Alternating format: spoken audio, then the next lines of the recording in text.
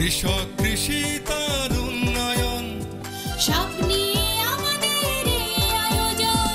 বাংলার কৃষি, বাংলার কৃষি, বাংলার কৃষি। ফলবে ফসল ভরবে গোলা আরো বেশি বেশি।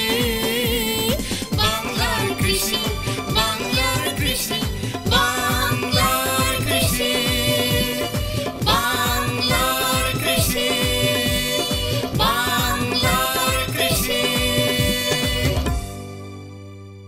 দর্শক, বাংলার কৃষি অনুষ্ঠান থেকে আপনাদের সবাইকে শুভেচ্ছা। কৃষি, তথ্য, প্রযুক্তি, পরামর্শ এসব নিয়ে আমাদের প্রতিদিনের কৃষি বিষয়ক অনুষ্ঠান বাংলার কৃষি। কৃষক ভাইরা আমাদের আজকের বাংলার কৃষি অনুষ্ঠানে দেখবেন এ সময় আপনাদের মাঠ পর্যায়ে করণীয় সম্পর্কে একটি মাঠ প্রতিবেদন, সেই সাথে কৃষি বিষয়ক কিছু গুরুত্বপূর্ণ তথ্য ও পরামর্শ এবং শেষাংশে থাকছে মৎস্য ও প্রাণী সম্পদ বিষয়ক প্রতিবেদন। শুরুতেই মাঠ প্রতিবেদন।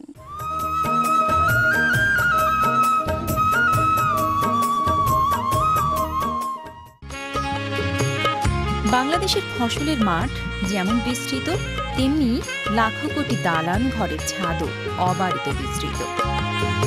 যদিও বাংলাদেশের সকল জমি যথোপযুক্তভাবে ব্যবহার হচ্ছে না, সেখানে ছাদের কথা তো আরও পরে আসে। কিন্তু এই দেশের কিছু আগ্রহী ব্যক্তিবর্গ আছেন যারা ব্যক্তিগত আগ্রহ এবং উদ্যোগে ছাদে বাগান করেন শখের বশত। সামান্য আন্তরিকতা আর সুষ্ঠু পরিকল্পনার মাধ্যমে এই প্রতিশ্রুতিশীল দিকটিকে অনেক দূর নিয়ে যাওয়া যেতে পারে।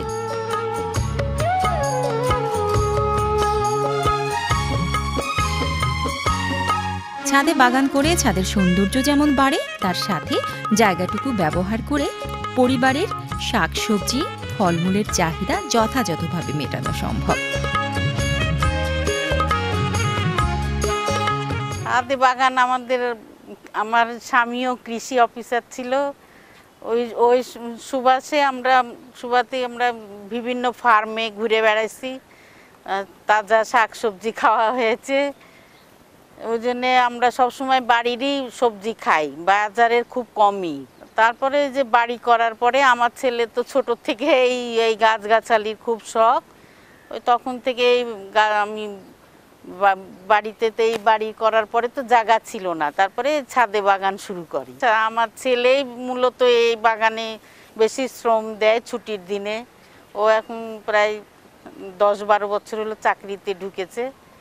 ছোট থেকে ও এই নেশায় ওর গাছগাছালির। আমরা তো 12 মাসই পুঁই শাক, ডাঁটা শাক এগুলো সবসময় ছাদ থেকেই খাই বেশি।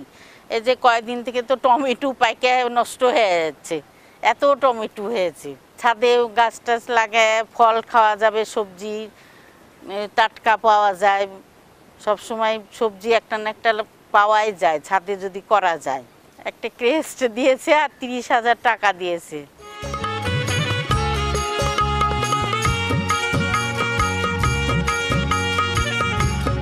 শুধু কি তাই, পরিকল্পিতভাবে ছাদে বাগান করে বাড়তি আয়ও করা সম্ভব। সর্বোপরি ছাদের বাগানে পরিবারের অবসরপ্রাপ্ত আগ্রহী লোকগুলো দারুণভাবে সময় কাটাতে পারেন।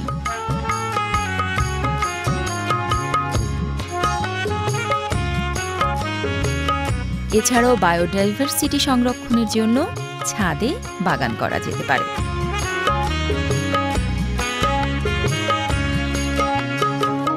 তবে ছাদে বাগান করার সময় গাছগুলো ছাদের বিম বা কলামের নিকটবর্তী স্থান বরাবর স্থাপন করতে হবে।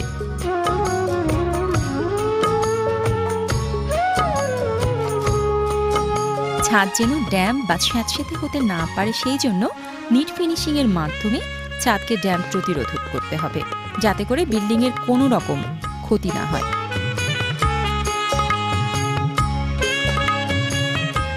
বাগানটা আসলে আমি মোটামুটি বুদ্ধি থেকে প্রায় 15-20 বছর ধরেই আমি বাগানটার সাথে জড়িত, বাগান করি। তবে খুব পুরোপুরি বাগানের সাথে জড়িত প্রায় 2-3 বছর ধরে। আমি যেহেতু সরকারি চাকরি করি, এই জন্য পাশাপাশি আমি একটা ছেলে রাখছি, তাকে ডিরেকশন দিই, সে মতোই সে কাজ করে। পরিচালনার দায়িত্বে আছে আমার আম্মা, আর টেকনিক্যাল সাপোর্ট দিই সাধারণত আমি। বাগানটা আসলে আমাদের পারিবারিক চাহিদা, মানে দৈহিক প্লাস মানসিক তৃপ্তি দেওয়া। মোট কথা আমরা এখানে দেহের এবং মনের যা চাহিদা, মানে ফুল, ফল, সবজি, মশলা, ওষুধি সব আইটেমই আমাদের আছে। আমাদের এই ছাদে প্রতি বছরই প্রজাতির সংখ্যা বাড়তেছে। বর্তমানে আমি একটা হিসাব করছিলাম, প্রায় 600-র ঊর্ধ্বে প্রজাতি আছে সব আইটেম মিলে। সবচেয়ে বেশি আইটেম আছে এখানে অর্নামেন্টাল মানে ফুলের মধ্যে যা আছে, মানে 12 মাসে যে সমস্ত ফুল হয়, অ্যাডেনিয়াম, ক্যাকটাস, বাগানবিলাস, সাকুলেন্ট এই জাতীয়। আর তারপরে স্থানে আছে ফল। বাৎসরিক আমার এখানে বাগানে লেবার খরচ ধরলে আর আদার্স খরচ সব মিলে প্রায় 30-40 হাজার টাকার মতো খরচ হয়। আর রিটার্ন এটা আমার এখানে আসলে তো খুচরা ওইভাবে বিক্রি করি না, আমি কন্ট্রাকচুয়ালি এই ব্র্যাক নার্সারি, সবুজ নার্সারি এদের সাথে কিছুটা করি। আর পাশাপাশি রাজশাহী লোকাল বৃক্ষ মেলায় পার্টিসিপেট করি। এতে বাৎসরিক আমার গত বছর সেল হয়েছে 50,000 টাকা, এবার আশা করতেছি 1 লক্ষ টাকা। আয় বলতে আমাদের এখানে টাটকা ফলমূল, শাকসবজি 12 মাস পাচ্ছি, এটাই আমাদের আয়।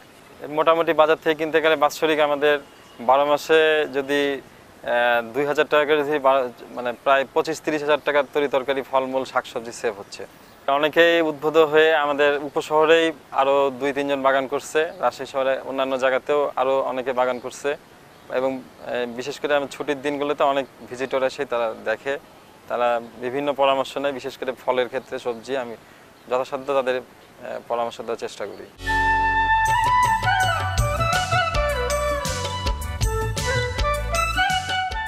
তরমুজ আমাদের দেশের একটি জনপ্রিয় ফল।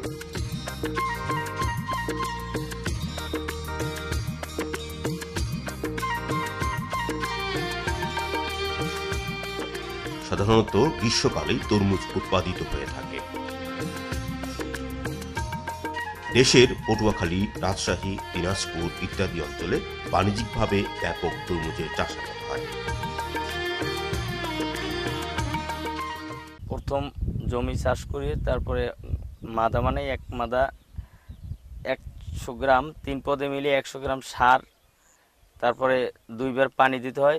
2 বার পানি দেওয়ার পরে ওই বীজ মাটিতে বপন করি। তারপরে বীজ বপন করার ধরেন 8 থেকে 10 দিন পর চারা ওঠে। চারা ওঠার 3 সপ্তাহ পর আমাদের চারায় একটু পানি দিই, তারপরে সার দিই, হালকা ইউরিয়া সার। এরপরে 10 দিন 12 দিন পরে সাদা এবং টিএসপি মিলিয়ে 50 গ্রাম করে প্রত্যেক মাদায় সার দিয়ে যাই।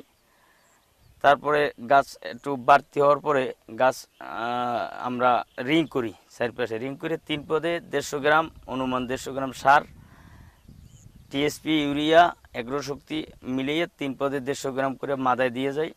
এরপর গাছ বড় ফুলের আগে আবার গাছ একটু বেশি করে টিএসপি সার দিই। টিএসপি সার দেওয়ার পরে আর যদি পোকা আসলে প্রয়োজন ঔষধ স্প্রে করতে হয়। এরপরে ফুল ওইটা দেওয়ার পরে আমরা পানিতে থাকি, পরে ফল আসে। ফল আসার পরে ফল পড়া ক্লিয়ার হয়ে গেলে আবার ইউরিয়া সার এবং টিএসপি সার বেশি বেশি দিতে হয়। তবে আমাদের দেশে তরমুজের কোনো বীজ উৎপাদন করা যায় না। সাম্প্রতিক সময়ে বাংলাদেশ কৃষি গবেষণা ইনস্টিটিউট তরমুজের বীজ উৎপাদন নিয়ে নানা রকম গবেষণা কার্যক্রম পরিচালনা করছে।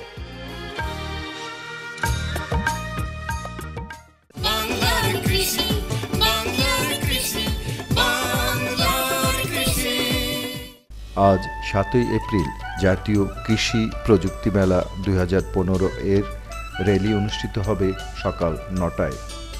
র্যালিটি জাতীয় সংসদের দক্ষিণ প্লাজা হতে আকামু গিয়াসউদ্দিন মিল্কি অডিটোরিয়ামে এসে শেষ হবে এবং বিকাল 4টায় পুরস্কার বিতরণ ও সমাপনী অনুষ্ঠান অনুষ্ঠিত হবে।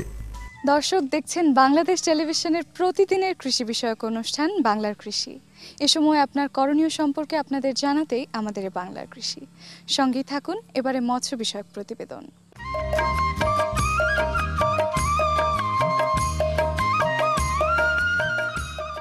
ইলিশ আমাদের জাতীয় মাছ এবং ঐতিহ্যের ধারক ও বাহক। এ মাছ অত্যন্ত সুস্বাদু, পুষ্টিকর এবং স্বাদে গন্ধে অতুলনীয়।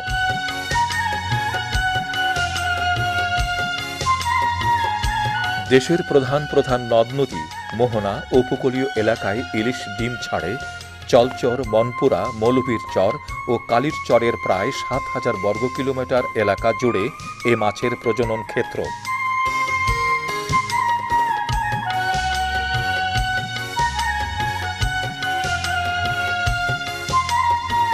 এসব প্রজনন ক্ষেত্রে আশ্বিনের ভরা পূর্ণিমার দিন সহ পূর্বের 3 দিন ও পরের 7 দিন মোট 11 দিন মৎস্য সংরক্ষণ আইনে ইলিশ ধরা নিষিদ্ধ করা হয়েছে।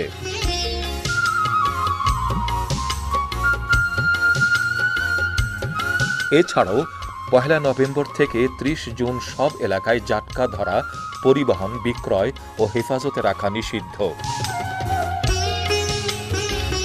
এ সময়ে ইলিশ জেলেদের ডিজিএফ এবং বিকল্প কর্মসংস্থানের ব্যবস্থা গৃহীত হয়েছে।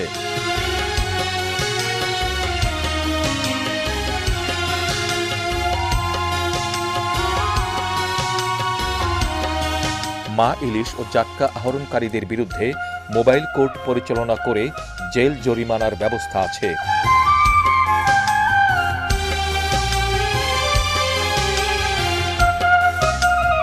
ইলিশ সম্পদ রক্ষায় উদ্বুদ্ধকরণের কাজ চলছে। জেলেরা ধৈর্য ধারণ করে জাটকা রক্ষা করলে ইলিশের উৎপাদন অনেক গুণ বেড়ে যাবে।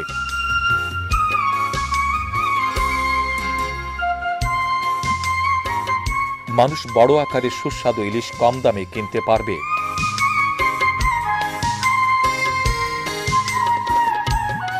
জাটকার সিজনে জাল ভাই আমরা জাটকা মাছ ধরি না। সরকার 40 কেজি করে চাল দেয়। 1 কেজি একটা ইলিশ মনে করেন 1000 টাকা দেয়। আর এত টাকা জাটকা মাছ মনে করেন কত দেব? একটা জাটকা মাছ খাওয়াইলে 10-12 টাকা দেয় কি 5 টাকা দেয়। সবাই খুব সচেতনই এই ব্যাপারে, জাটকা ধরে না। জাটকার কেজি চলে 200 টাকা, আর বড় ইলিশ একালি চলে 6000-7000 টাকা। তা জাটকার জন্য জেলেদের অনেক সরকার সুবিধা দিছে, এই জন্য ঝাটকা ধরা, জেলেরা ঝাটকা ধরে না, আমরা ঝাটকা বিক্রি করি না। আমি বাজারে আসি মাছ কিনতে, ধরেন জাটকা জুটকা কিনি না, এবং জাটকা যদি থাকে তাহলে ধরেন এই ইলিশের কোনো উন্নতি হবে না, এবং ইলিশ আমরা পাইতে পারবো না বাংলাদেশের মানুষ। জাটকা নিধন হোক, এটা আমরা চাই।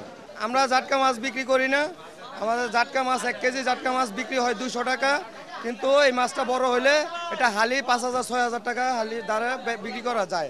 সরকার আমাদের এই সহযোগিতা করার কারণে আমাদের মাছের জন্য বাংলাদেশ এখন বর্তমানে 4 নম্বর স্থানে আছে। আর সরকার যদি আরও কিছু পদক্ষেপ নেয় তাহলে আমাদের আরও দেশটা উন্নত হবে, 1 নম্বর স্থানে পৌঁছতে পারবো।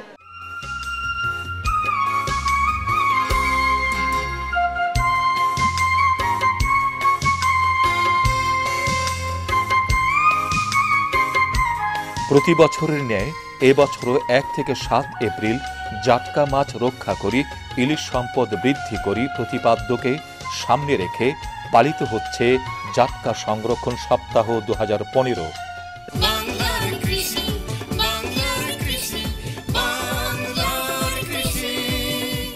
জাটকা মাছ রক্ষা করি, ইলিশ সম্পদ বৃদ্ধি করি, এই স্লোগানকে সামনে রেখে 1 এপ্রিল থেকে 7 এপ্রিল পর্যন্ত চলছে জাটকা সংরক্ষণ সপ্তাহ 2015।